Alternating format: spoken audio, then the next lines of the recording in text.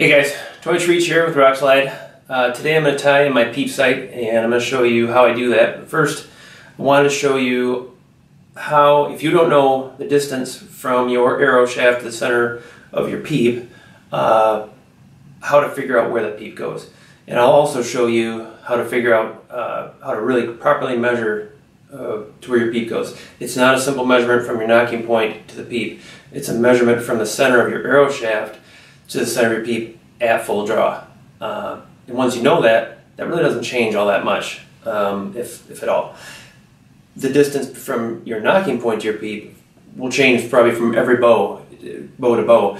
Longer axle bows, shorter axle bows will be completely different because of the string angle. And I'll show you that in a few minutes on the drawboard. But if you don't know what that number is, what I would recommend doing is getting your sight on here. I don't have mine on because I've been blank feeling in the basement, and that's a whole other story.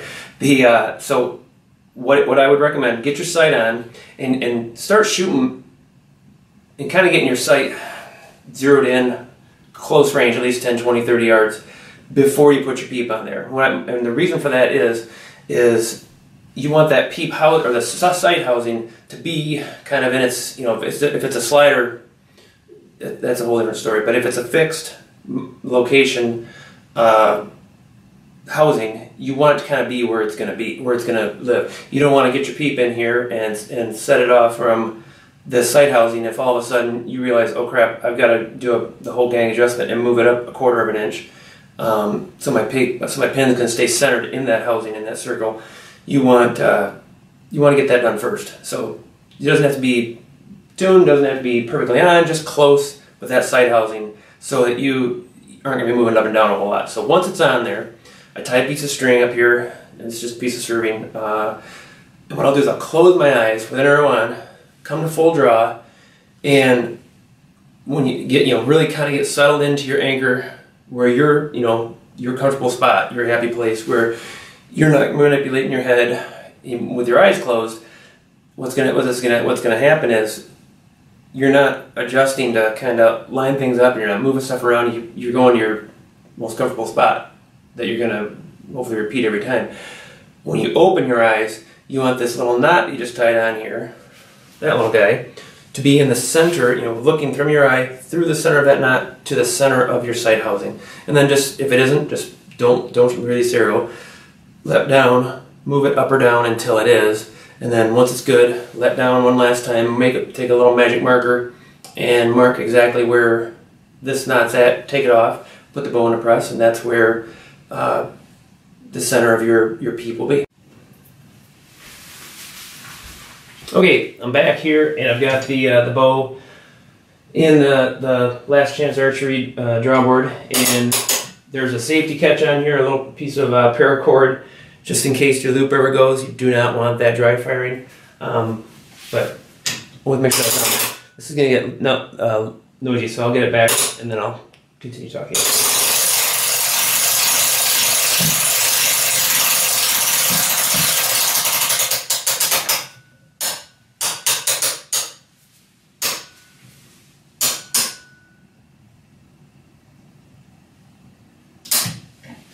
Okay, so that's full draw right there. The stops on the cam have just came in contact with the cables, and actually this is also the first time I've checked the timing on it, and they're both just kissing the cables at the same time, so that's a big plus.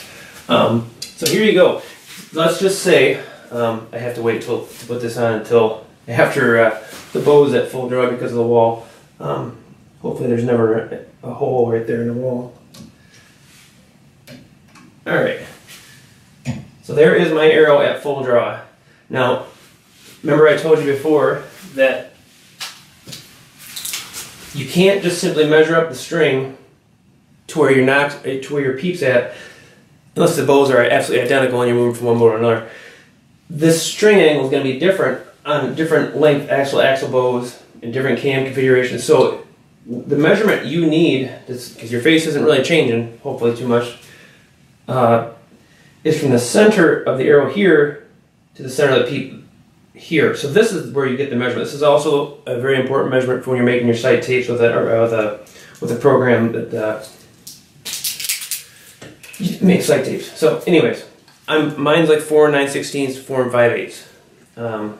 So this is just a matter of, and I'm probably gonna get in the way of the camera right now, but I just simply make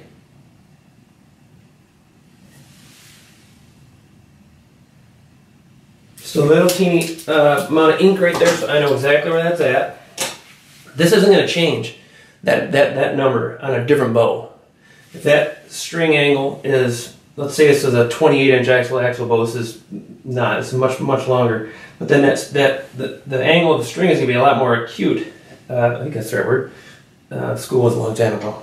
And so what's going to happen is your peep's going to be way up here, because your string will be down further. The distance from the center of the peep though to the center of the arrow is going to be the same. So this is how you get it. So anyways, that is that. Once you know that measurement, unless you're going through a revamp of your anchor and you're changing your anchor point, or maybe a different release and it just sits on your face different, that should stay the same. So that's it. Next, I will show you guys how I tie in my peep. So what I like to do here is, and if you guys are wondering if my peep sight is squished because it looks oval, this is a peep sight that is made by Option Archery. The Option 8 sight actually has an oval sight housing. So when I come to full draw, my oval sight housing and my oval peep perfectly center on each other, and it's they work together very well. Some guys don't like it. For me, it works great. So anyways, I got about a 3-foot section, piece of the same serving material that I use for my nock points, and we're gonna carefully center that on here, and I'm just I start in the middle and I work my way out. So one of these strands is going to work its way down, just centering it up right now, so my tag ends are the same length approximately. That's pretty good. But anyways, I make a couple overhand knots, make sure and keep everything snug and tight. This might be kind of boring for a little bit.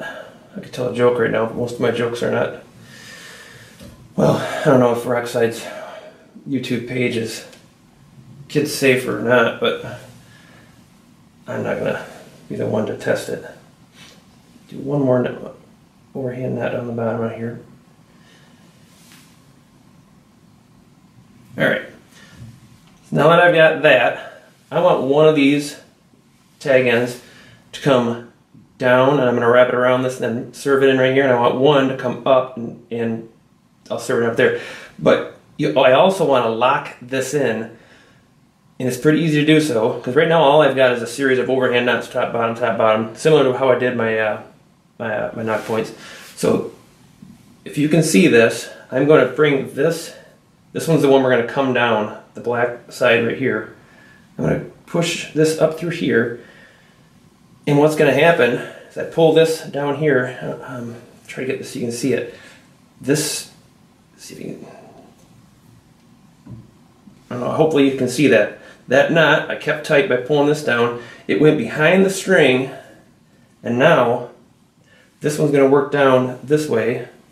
We'll just put that down there. And it's locked in. That can't come out of there. I'll do the same thing here. This one we're going to push, come in the bottom. We went to the top last time. Try.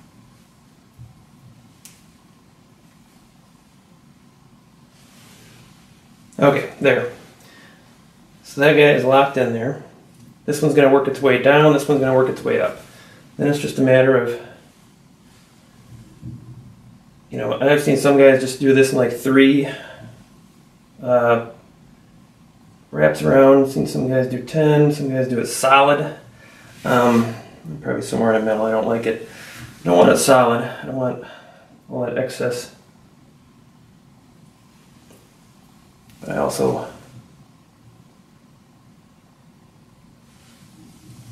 don't want a bunch of space between them either. So So there we go, and now I'm going to make a couple of loops around here, and I'm going to do another knot to lock this in. It's not really a knot per se, but what it does is it keeps it from sliding down. The whole time trying to keep this stuff pretty snug. And now I'm going to start my knot. Just a simple little serving knot. Hell, I don't even know if that's what it's called. That's what I've always called it.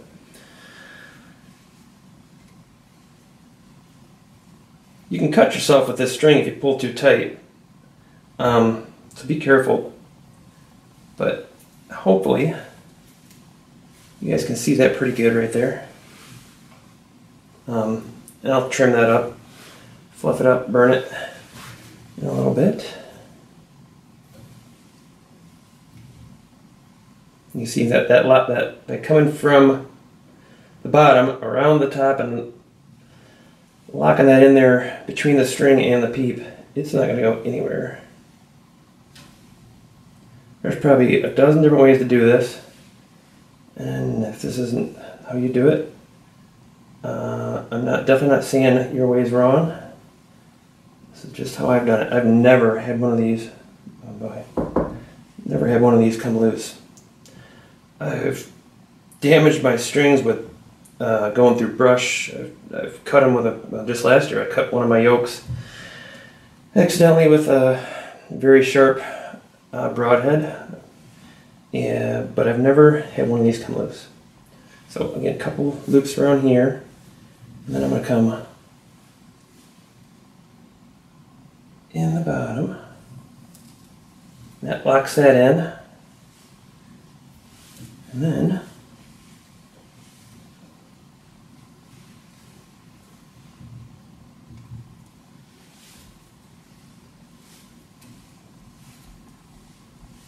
so try to keep it as tight as you can, kind of pressure on everything as you're going, and it just makes for a nice cleaner knot when you're all done.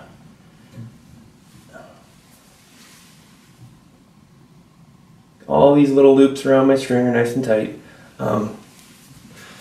They're not sloppy. Nothing's gonna come undone on me here. I got a new blade since last time. You guys probably love that. I got lots of messages about how can you be a carpenter and have such a horrible blade. Fluff those up.